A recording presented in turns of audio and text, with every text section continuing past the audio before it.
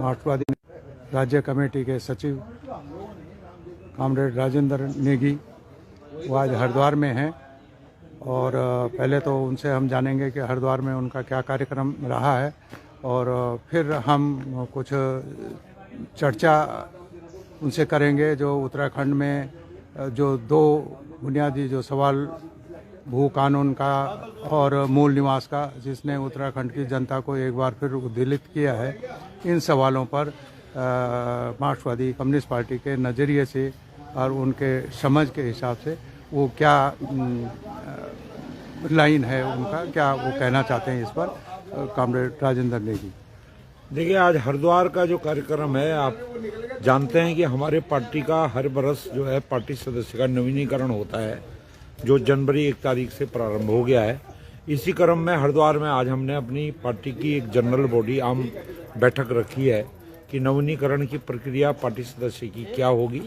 उस सवाल को लेकर के आज हमने बैठक करी है और उस बैठक में तमाम जो सवाल हैं, मुद्दे हैं हरिद्वार के अंदर, जो मुख्य मुद्दे जनता के, उसके खिलाफ पार्टी एकजुट होकर के कैसे लड़ेगी, उस पर रणनीति बनाने का हमने काम किया है और उसी को लेकर के आज मेरा हरिद्वार आना था। आज की ये बैठक तय की गई थी। ये तो मुख्य कारण आज ये है, पार्टी का सांगठनिक काम से मैं यहाँ पर आया हूँ। ठीक। अब ये अभी जो मैं आपसे ये जानना चाह रहा हूँ, जो उत्तराखंड में दो बड़े सवाल उभर कर आए हैं सोशल मीडिया के माध्यम से।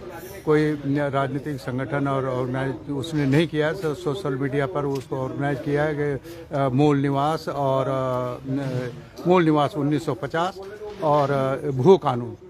ये सवाल पर जो आपकी पार्टी है, वो पार्टी की क्या समझ है, क्या वो कहना चाहते हैं? ये जो सवाल तो है वो अपने आप में जनता के सवाल हैं, जनता उद्वेलित भी हुई है बिना किसी संगठन के, बिना वैसे ऑर्गेनाइज किए हुए। हालांकि पीछे तो उसके रहे होंगे लोग, लेकिन वो उनके चेहरे सामने नहीं हैं। लेकिन ये सवाल तो है उत्तराखंड का, इसको आप कैसे देखते हैं? देखो, ऐसा है डोभाल जी, कम्युनिस्ट पार्टी मार्क्सवादी मूल निवास के खिलाफ नहीं है, लेकिन जो मूल निवास का जो सवाल है, ये जब 2000 में राज्य बना था, इसका समाधान सत्ता में आई हुई पार्टियों ने कर देना चाहिए था, लेकिन इस सरकार ने कोई समाधान नहीं किया। आप ये भी जानते हैं कि उस समय जो है 2 प्राइवेट मुकदमे दर्ज हुए हाई कोर्ट उत्तराखंड के कोर्ट में, और वहां पर जो है ये बोला गया है कि साहब जो 50 का जो भारत के राष्ट्रपति का नोटिफिकेशन है उसके आधार पर होगा, लेकिन सरकार इसके खिलाफ अपील में भी नहीं गई या उसके पक्ष में विपक्ष में सरकार ने कोई कार्रवाई नहीं किया। और उसके बाद एक बात आई कि 1985 84-85 का जो यहाँ का निवासी है वो यहाँ का निवासी माना जाएगा। अब ये 84-85 की बात कहाँ से आई है ये हमको मालूम नहीं है, कहाँ से आई ये बात। ये कहीं से, ये बात कहीं है नहीं, कहीं किसी भी जगह पर, किसी भी राज्य में ऐसा कुछ नहीं है। दूसरी बात, जो मूल निवास का सवाल है, ये तो बात बिल्कुल सही है। जब राज्य बना है तो सारे अधिकार यहाँ के मूल निवासी के पास होने चाहिए, जल जंगल जमीन के अधिकार उसके पास होने चाहिए, बिल्कुल, इसमें कोई दो राय नहीं है। लेकिन सवाल ये है कि आप जो मूल निवास का सवाल है वो खाली प्रमाण पत्र का सवाल नहीं है कि आपने मूल निवास के प्रमाण पत्र बहुत है लोगों के पास, लेकिन उस मूल निवास के प्रमाण पत्र को क्या करना है हमने, जब हमारे जल पर अधिकार नहीं, जंगल पर अधिकार नहीं, रोजगार पर अधिकार नहीं हमारा, तो उस मूल निवास के प्रमाण पत्र का हमने करना क्या है?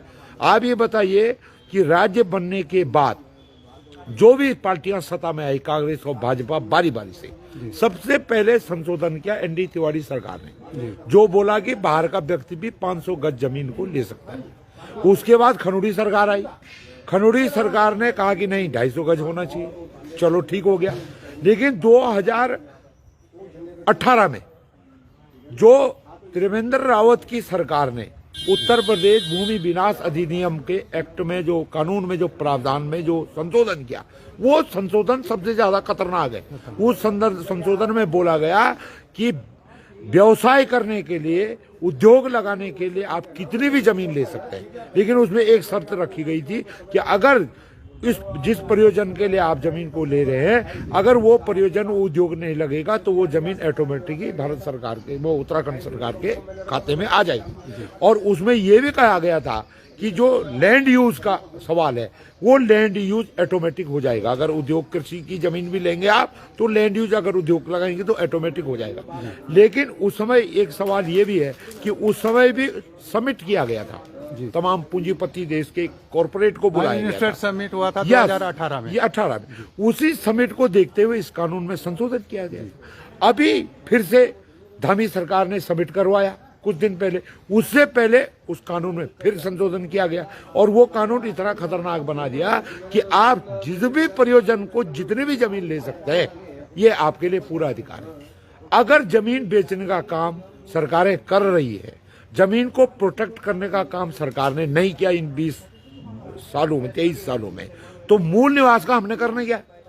हमारे उत्तराखंड की जितनी भी नदियां हैं, वो नदियों पर अधिकार आज भी उत्तर प्रदेश सरकार का है या उनके समझौते के अनुसार है। जितना भी जल विद्युत परियोजना है यहाँ बनी है हमारी नदियों में, आज भी हमको केवल 10% 12% बिजली मिल रही है सारे उत्तर प्रदेश अन्य, क्योंकि उत्तर प्रदेश की सरकार ने वो समझौते कर रखे हैं। जो नदियां यहाँ से जा रही है, चाहे वो उधम सिंह नगर से डैम बने हुए पानी के उसके लिए सिंचाई के लिए या हरिद्वार में बने, उस पर आज भी उत्तर प्रदेश सरकार की सिंचाई विभाग का अधिकार है। वो अधिकार भी हमारे पास नहीं है।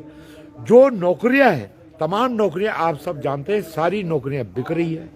सरकारों ने बहुगुणा सरकार ने, बहुगुणा का जब सरकार थी 2012 उस सरकार ने अस्थायी प्रमाण पत्र के नाम पर तमाम बाहर के लोगों को फर्जी तरीके से प्रमाण पत्र बांटे, जिनको नौकरियां भी मिली और जो नौकरियां उसके बाद खुल रही है वो नौकरियां बिक रही, चाहते सरकारी लोगों के चाहते लोगों के हवाले वो नौकरियां की जा रही है। तो उस मूल निवास का हमको क्या करना है? दूसरी बात हम ये कहना चाहते हैं, जो आज मूल निवास की बात कर रहे हैं, बहुत अच्छी बात है, मूल निवास का बात कर रहे हैं आप, लेकिन आप ये बात क्यों नहीं कर रहे कि 18 के संशोधन को खत्म करो? उसको नहीं, आप ये बात क्यों नहीं कर रहे कि जो धामी सरकार का संशोधन उसको खत्म नहीं कर दिया जाए? और हमारी ये भी मांग है कि 2000 से लेकर के 2023-24 तक जमीन के सवाल पर श्वेत पत्र सरकार को जारी करना चाहिए। अगर अवैध तरीके से बाहर के लोगों ने जमीन को किया है, वो जमीन को प्रोटेक्ट करना चाहिए, वो जमीन को वापस लेना चाहिए और उनके खिलाफ मुकदमा दर्ज करना चाहिए, तब मूल निवास की बात हम करेंगे। वरना मूल निवास का कोई औचित्य आज की तारीख में रह नहीं गया, जो मुझे लगता है। और प्रमाण पत्र लेना तो ले लीजिए, लोगों का है भी वो प्रमाण पत्र, बिल्कुल, उससे तो कुछ होने वाला नहीं। तो ये हमारा ये कहना हम सरकार से, और हमने ये भी तय किया है तीनों वामपंथी दलों ने, हमने ये भी तय किया कि जो उन्होंने कमेटी बनाई है राधा रतुड़ी जी के नेतृत्व में, उस कमेटी को हम मिलेंगे, उस कमेटी को हम तमाम इन सवालों को लेकर के ज्ञापन देंगे, सरकार को भी ज्ञापन देंगे और जनता को भी हम इसको बताने का काम करें। मुझे जो लगता है, जो आंदोलन चल रहा है, ये आंदोलन के पीछे कहीं ना कहीं सत्ता पक्ष है, ये खाली वैसा आंदोलन नहीं है। और ये पहाड़ और देशी करने की तरफ ये जा रहा है, जो कि खतरनाक है हमारे राज्य के लिए, बहुत खतरनाक है। प्रदेश की जनता की एकता को तोड़ने का काम ये काम करेगा, ये भावनात्मक नारा, क्योंकि हम भली प्रकार इससे ये जानते हैं जो लोग वहां गए, इसके पीछे कहीं न कहीं प्रवासी उत्तराखंडी है, जिन्होंने उत्तराखंड के राज्य आंदोलन को भी घी डालने का काम किया। उस आंदोलन में भी सबसे सक्रिय वही लोग आज इसके पीछे। वो लोग तो चले गए यहाँ से, उनको लाभ भी मिल गया पहाड़ का, लेकिन वो लोग आज इसको फिर उकसाने का काम कर रहे हैं। तो हम ये कहना चाहते हैं कि सरकार की जो गलतियां रही है जमीन के सवाल को लेकर के, हमारे बगल में हिमाचल प्रदेश है, वहाँ सेक्शन 118 है, वहाँ केवल जमीन कृषक ही खरीद सकता है, जो हिमाचल का कृषक होगा, दूसरा कोई जमीन को नहीं खरीद सकता। मकान बना सकता है, मकान के लिए उनको मिलेगा, प्रमाण पत्र भी मिलेगा, जो राज्य के बनने के दौरान जो लोग हैं उनका प्रमाण पत्र भी बनता, लेकिन जमीन वो खरीद नहीं सकते आवास से अलावा। उसके लिए उनको खेती का प्रमाण पत्र देना पड़ेगा हिमाचल का, लेकिन हमारे यहाँ ऐसा कुछ है ही। तो इसमें एक बात मैं, जो हरिद्वार में आप हैं, तो हरिद्वार के संदर्भ में मैं उसको रखना चाह रहा हूँ। एक तो पहले मैं ये बता दूं कि कुछ मुझे ये चुनावी दृष्टिकोण से भी लगता है कि जब 2019 में लोकसभा चुनाव होना था, तो आपने अक्टूबर 2018 में इन्वेस्टर समिट किया। यस। और फिर उसी आपने दिसंबर में भू कानून में संशोधन किया जी। और लोगों को ये युवाओं को ये दिखाया कि भाई इतना इन्वेस्टमेंट हो रहा है, 1,24,366 करोड़ रुपए का दावा किया गया त्रिवेंद्र रावत सरकार से। जी। वो आज ये बताने की स्थिति में नहीं कि कितना आया, कोई उद्योग लगा नहीं, लेकिन वो जो युवा है जिसको रोजगार का है वो तो जाएगा उसकी तरफ के हाँ भाई ये उद्योग आ रहा है। यही स्थिति अब आप 24 में चुनाव में जा रहे थे तो आपने दिसंबर में इन्वेस्टर समिट की और उसमें ये कहा कि हमने 3.5 लाख करोड़ का MOU करा दिया और उससे पहले आपने भूमि के सारे दरवाजे खोल दिए बिल्कुल जो पहले बंद थे कुछ।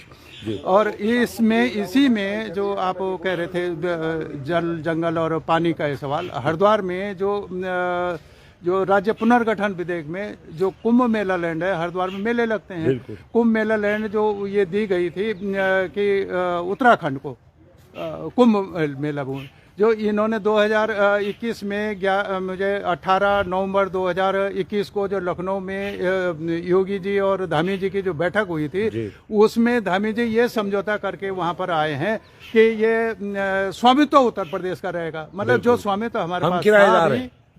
हमारे पास था अभी कुंभ मेला लैंड का, वो भी उन्होंने कहा कि उत्तर प्रदेश सिंचाई विभाग के वो रहेगा, हमें मेलों की जरूरत होगी तो हम आपसे मांग लेंगे।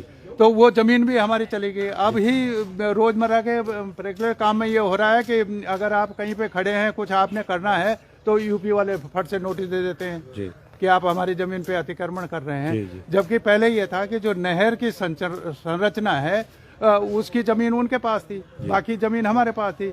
और ये प्राकृतिक न्याय भी है, हाईकोर्ट का भी आदेश है उसमें, और सुप्रीम कोर्ट ने भी ये कहा है कि उस आदेश को बनाए रखा और उन्होंने केंद्र को कहा था कि दोनों राज्यों में विवाद है, आप मध्यस्थता करें, उसको निपटा दें, लेकिन वो उसकी पैरवी किसी ने नहीं की और इस तरीके से वो पानी भी जा रहा है और सब जा रहा है। आज हमारे हरिद्वार में किसानों के लिए एक नहर बननी थी 60 किलोमीटर झबरेड़ा तक करिए, अगर वो नहर बन जाती तो वो खेती लोग नहीं बेचते और उसका कायाकल्प होता।